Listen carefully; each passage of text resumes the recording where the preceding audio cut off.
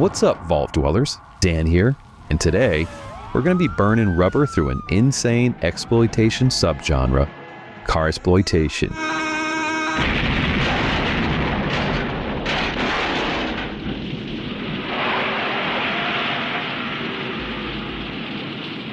These are the movies where the car, it isn't just transportation, it's the whole reason the film exists. We're talking illegal cross-country races, demolition derbies, 40-minute car chases.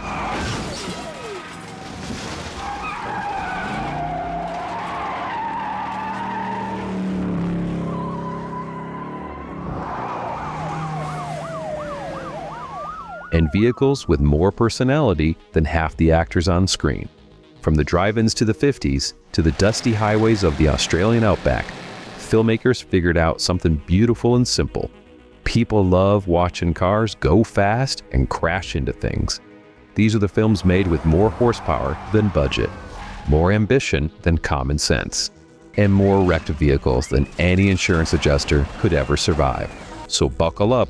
We're counting down 10 insane carsploitation films that left tire marks on cinema history. Let's go. Chrome Dome, Irish Heads, gonna attempt 4 rollovers.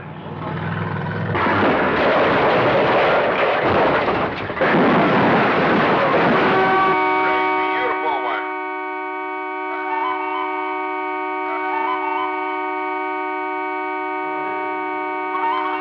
Ladies and gentlemen,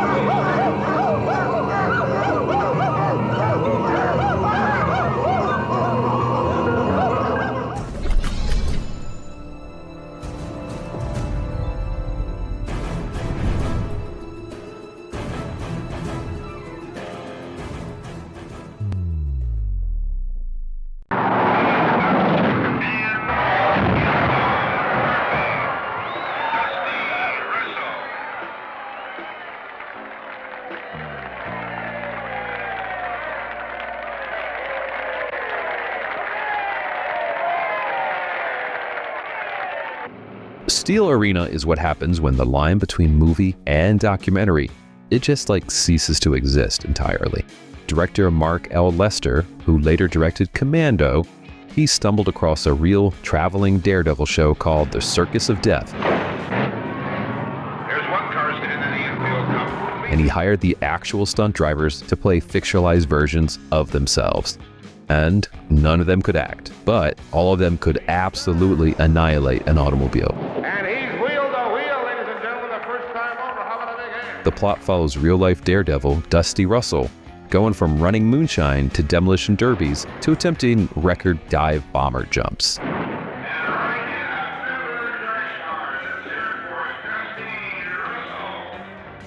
While a jealous rival named Dangerous Dan, he tries to sabotage him. Say something, Greenhorn.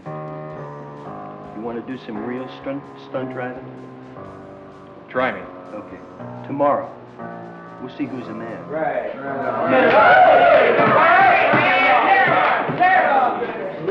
Everything you see is real. There's no stunt doubles. There's no effects. This is just guys in heavy steel 60s cars putting their lives on the line. And the behind-the-scenes stories, they're just wilder than anything in the movie. One cast member, Ed Chrome Dome Ryan, he showed up to the audition, got the part, then moved into the director's house and turned out to be an escaped convict who was wanted for armed robbery. When he went back to prison, the inmates cheered every time he appeared on screen. And the final stunt, which is a 100-foot dive bomber jump, actually broke real-world record during filming.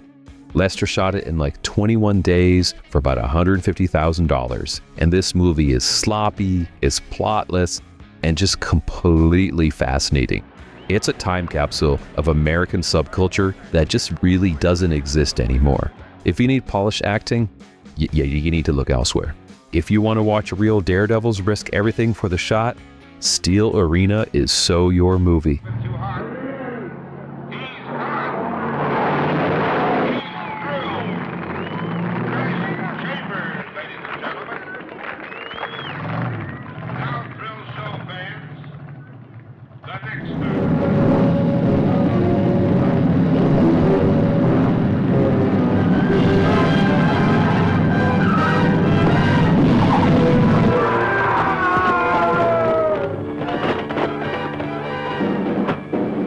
Okay, I've got to be honest, there is no drag strip in Dragstrip Riot. And the closest thing to a riot is the funniest beach brawl I've ever seen put on film. Came up with a real man. Take your hands off her. Real crazy music in your face. Take your hands off.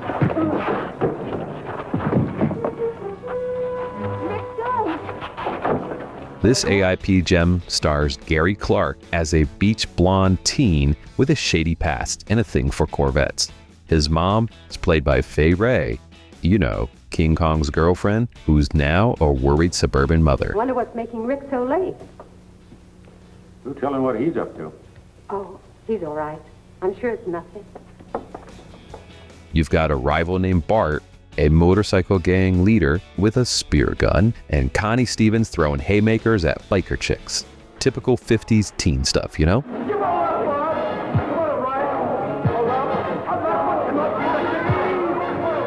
The kids are supposed to be like dangerous delinquents, but they look like they just left a sock hop at the church basement. Crew cuts, tucked in shirts, ponytails, and sweater sets. They'd be student council presidents today. The production, it was like so chaotic it had 3 different directors. Gary Clark said the actors just mostly directed themselves, and the whole thing was shot over 6 months, but the cast, they only got paid for like 3 weeks. This was Peter Weir's final film and Clark's first, so kind of a passing of the torch nobody asked for, but hey, we got it anyways. Is this movie good? No, it really isn't that good. It is a fascinating snapshot of 50s driving culture with unintentionally hilarious fight scenes and beautiful Malibu scenery. You know, the beach rumble finale, guy versus guy, girl versus girl, somebody with a spear gun. It's just magnificent chaos. They don't make them like this anymore, and mostly because nobody would even dare to. What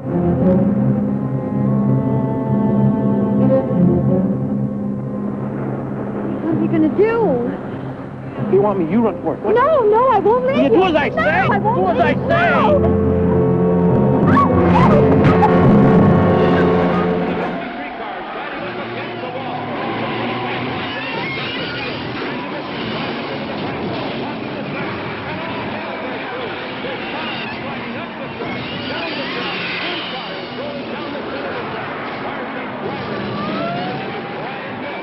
Fireball 500 was AIP's attempt to grow up their beach party franchise.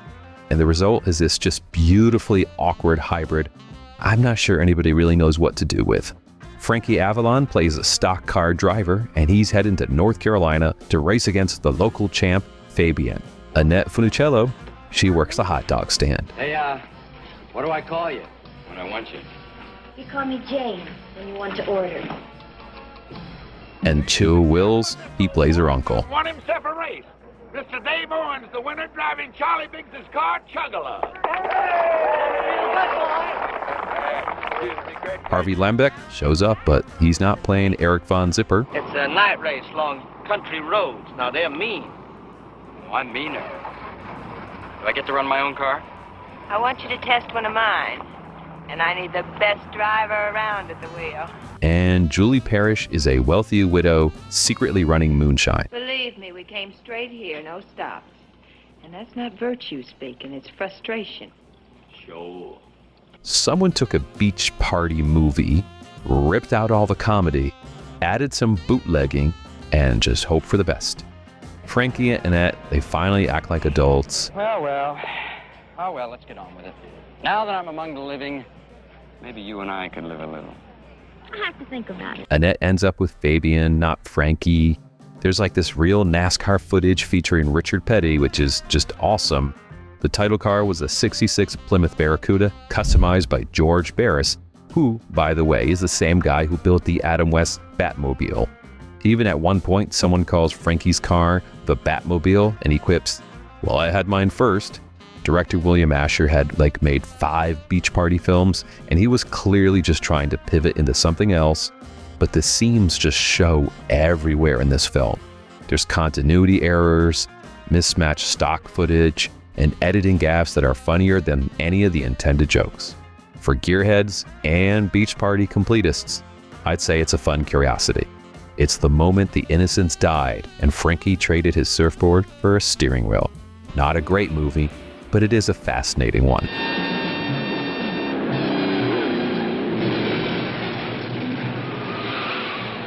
The car has disappeared behind the wall. Race fans in all my history, as an announcer, this is the worst fire I have ever witnessed. Terminate pursuit. Repeat. Terminate.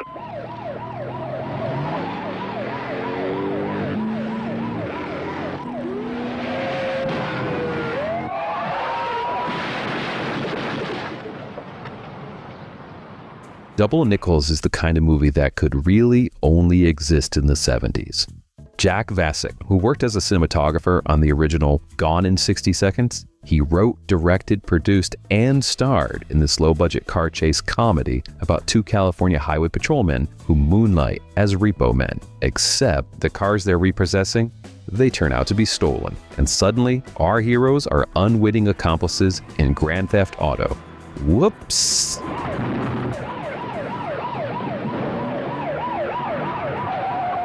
The whole thing, it has like this shaggy, sun-baked 70s Southern California vibe. This was shot on location, no studio sets, just Pacific Coast Highway looking gorgeous. And that grainy film stock that makes everything feel like a VHS tape from a garage sale. I mean, okay, so the movie, it's not polished. The dialogue scenes, they do feel improvised. I know you've been doing something illegal. This stand is county property. Right. No bands on the scene. That's how what does it say there? Clean. That's a rule. The plot is thinner than tread on a bald tire, and calling anyone in this cast a professional actor, let's just say that's being pretty generous. But the car chases have this scrappy energy that you're just gonna love.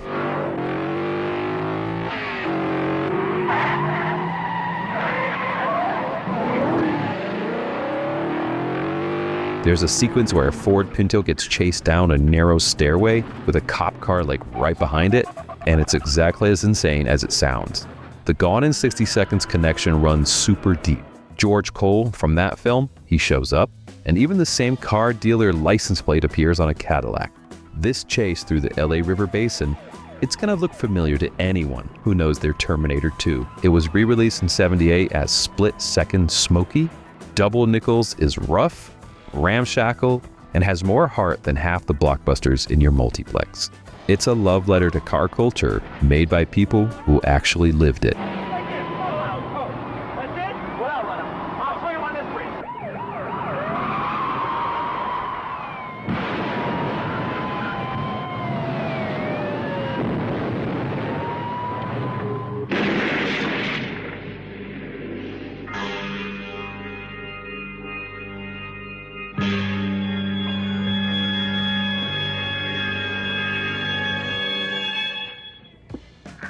Cannonball is what happens when you hand Paul Bartel a car movie, but he's more interested in filling it with his friends than filming actual races.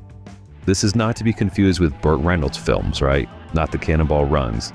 This 1976 cross-country race flick stars David Carradine, again, not Death Race 2000, and he's an ex-con named Coy Cannonball Buckman. Busted. Don't give me that crap, Linda. Do you know what happens to parolees who cross state lines without permission? I don't give a damn about that red tape. My brother put up $6,000 for his car. I got a chance to win with it. My whole future's at stake. And Dick Miller as his sleazy gambling brother. I got a bundle bet on you. You're not gonna win it, kid. I will if you get your head out of the window. I love you, kid. Good luck. And Bill McKinney from Deliverance as a psychotic rival. Better take some, you might need the energy. Oh, thanks. I just got a little light work to do. And Mary Warnoff, the legend, drives a bus full of women, and Bartel himself, he plays an eccentric bookie who writes songs in his spare time. Then I'll be missing you so. That's all I got. What do you think? Yeah, that's nice. Yeah. It's basically a family reunion for New World Pictures with some engines.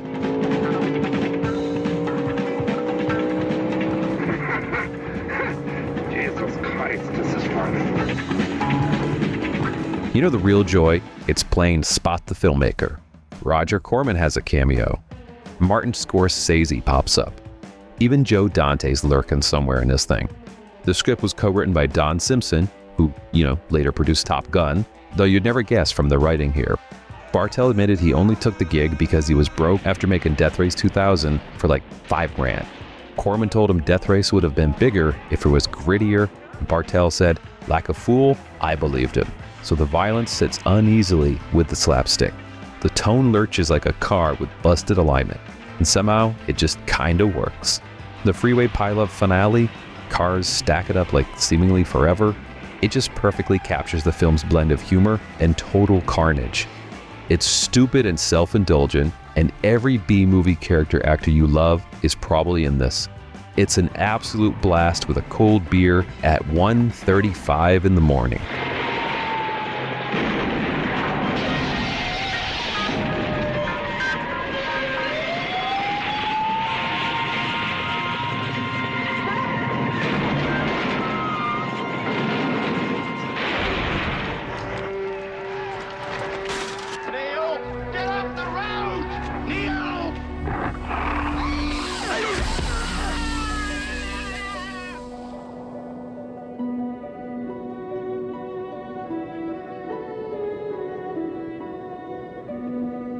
Before Peter Weir made Dead Poets Society or The Truman Show, he made a movie about a tiny Australian town whose economy runs entirely on deliberately causing car accidents.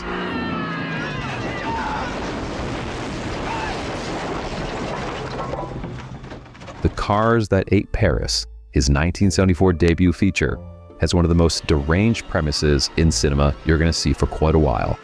Paris is a remote outback town where the locals go to church, love their families, and systematically lure motorists into fatal wrecks to scavenge the parts for profit. Survivors, they get lobotomized. Our hero, Arthur Waldo, he's a crash survivor who gets absorbed into the community because that's just how Paris works. You listen to me. Now you get this into your mind. Nobody leaves Paris. No one. Now you get into those clothes and you go to the ball. Weir got the idea driving through Europe where road signs kept diverting him into creepy little villages. He shot this in New South Wales on a budget barely bigger than a TV commercial. At Cannes, he drove the iconic spike-covered Volkswagen Beetle through the streets and caused a media sensation. Stanley Kubrick named it one of his all-time favorite films. The producers tried selling it to Roger Corman, who passed, but he clearly took notes, because shortly afterwards, he recruited Bartel to make Death Race 2000. The American distributors retitled it The Cars That Ate People, apparently forgetting Americans have their own Paris, like in Texas. The film is slow and deliberately weird for most of the runtime, and I get why people bounce off of it, but the finale, when the weaponized cars tear the town apart,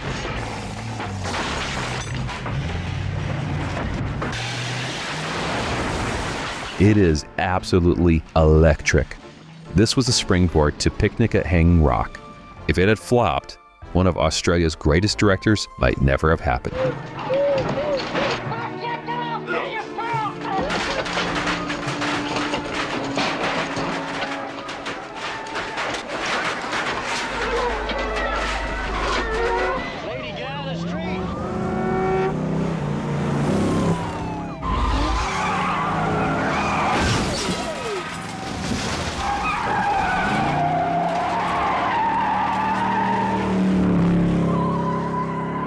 Just in case you don't know, this is not the Nicolas Cage movie.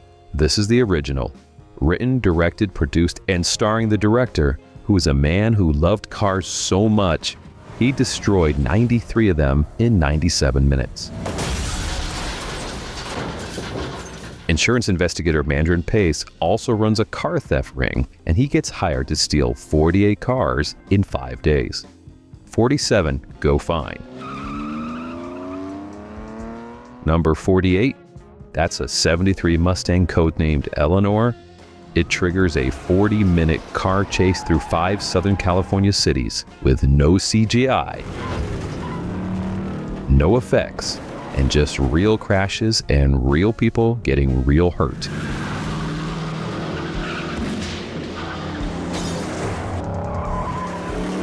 Halicki was the ultimate one-man show. He bought the police cars at city auction for like $200 a piece. There was no script. The editor described one sequence's direction as a piece of cardboard with a circle on it. Halicki pointed and said, "That's the Dust Bowl." When a driver missed a mark and Eleanor hit a real light pole at 85 miles per hour, the first thing he said after regaining consciousness was, "Did we get the shot?" He compacted 10 vertebrae doing the final jump and walked with a limp for the rest of his life. Tragically, he was killed in 1989 during a stunt filming the sequel. Their first hour, it's kind of rough, right? Amateurish acting, out-of-focus shots, and a plot that's just barely there. But that 40-minute chase is one of the most visceral pieces of automotive carnage ever to be filmed. It builds, it escalates, and it earns every bit of its legendary status. This makes the Cage remake look like a screensaver.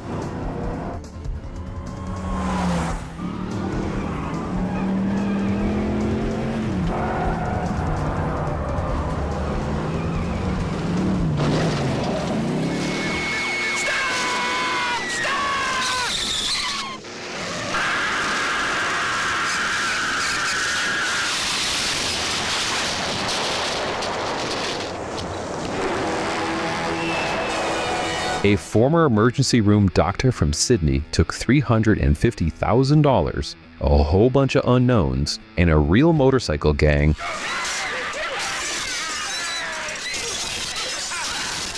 and the open Australian highway and created one of the most influential action films ever to be made.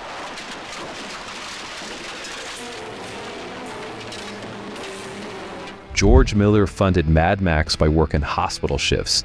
He and the producer Brian Kennedy, they edited this at their friend's apartment. Miller cutting the picture in the kitchen, Kennedy cutting the sound in the living room. They couldn't afford leather, so the cast wore vinyl.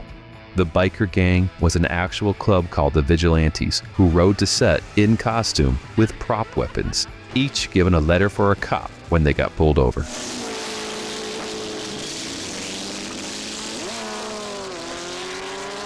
Mel Gibson was 21 years old, he was still in drama school, and I think he got paid like 10 grand for this thing. That thing in there, that's not the goose, no way. The film grossed over $100 million and held the Guinness World Record for the most profitable film ever made. That opening chase is just pure adrenaline.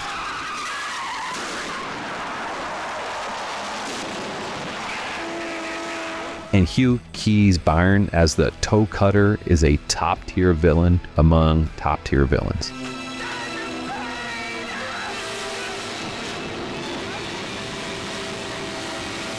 The middle drags when it becomes a domestic drama, the music score that sounds like, I don't know, it stumbled in from a soap opera. But Miller brought something just so unique to the screen. He treated crash victims in the ER, and that experience bleeds into every impact. The violence has weight and consequences most action films they just never achieve. Mad Max proved you didn't need Hollywood money for world-class action cinema. You needed guts, ingenuity, and a willingness to let real people do really dangerous things on camera. Oh, and you need a whole lot of vinyl.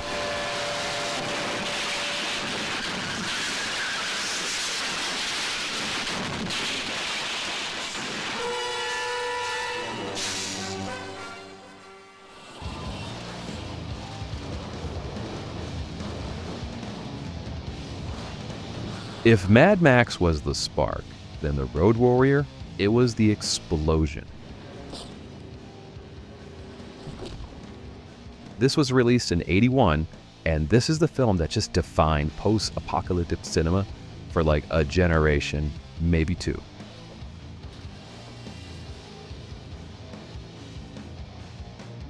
Miller took everything that worked in the original and just cranked it all the way up and delivered some of the greatest vehicular action ever filmed.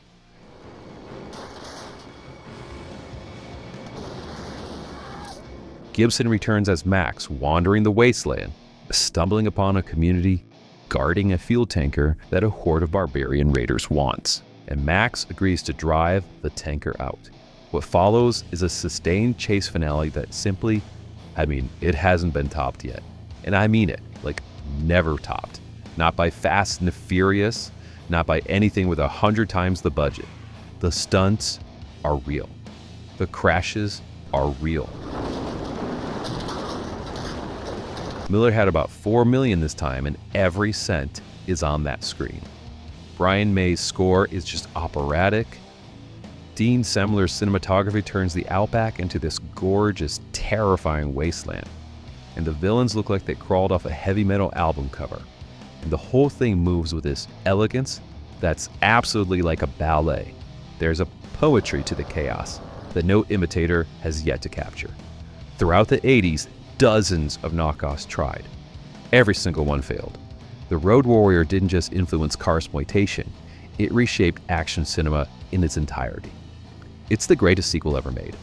Greatest Australian action film ever made. Probably the greatest car movie of all time. Ever made.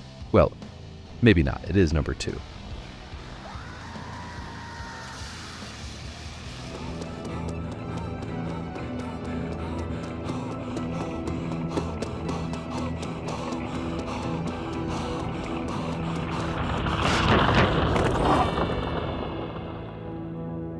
All right, at number 1, it's not just a car, but it is the star. And it's the villain, it's the love interest, and it's the most compelling character on the screen. Christine, made by 2 of my favorite people in the world, John Carpenter and Stephen King. And they made you believe that a 1958 Plymouth Fury was alive, jealous, and capable of murder.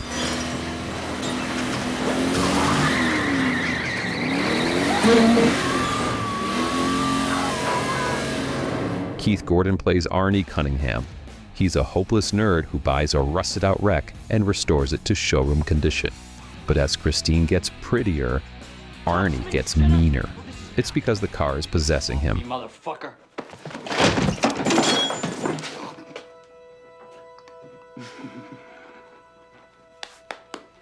And anyone who threatens their relationship is in for a pretty bad night. Carpenter took this gig because the thing tanked and he needed work. It just blows my mind that the thing tanked. But anyways, the Carpenter's sleepwalking is still better than most directors' Wide Awake. The widescreen Anavision photography, Christine prowling the night with headlights blazing, it was just gorgeous. They bought the 24 Plymouths and built 17 screen-ready copies. The regeneration scenes, the crumpled metal popping back into shape, they were done by crushing the cars and running the film in reverse. It was simple, brilliant, and just totally convincing. The soundtrack is loaded with 50s rock from artists who mostly died young, like Buddy Holly, Richie Valens, Johnny Ace, just giving everything this undercurrent of doom. Keith Gordon's transformation from nerd to cold-eyed creep is absolutely astonishing. Talk about this like rational human beings. One of them took a shit on the dashboard of my car, Ma. Now how's that for rational, huh? And Harry Dean Stanton as a detective, it's really just gravy, right? Well, isn't that what you're supposed to do with shit? Scrape it up with a little shovel? Don't get smart with me, son. Your girlfriend is a hell of a lot more convincing than you are. Christine transcends carsploitation just entirely. It's horror, it's coming of age, and it's a meditation on obsession wrapped in chrome. A flaming fury screaming down a dark road with rock and roll blasting, that's the most iconic image in car cinema. That's The Vault's number 1.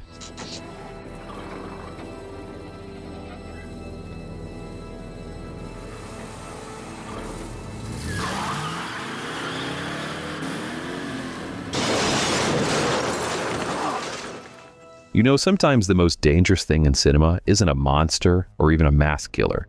It's 4 wheels, a combustion engine, and a filmmaker crazy enough to yell, "Go."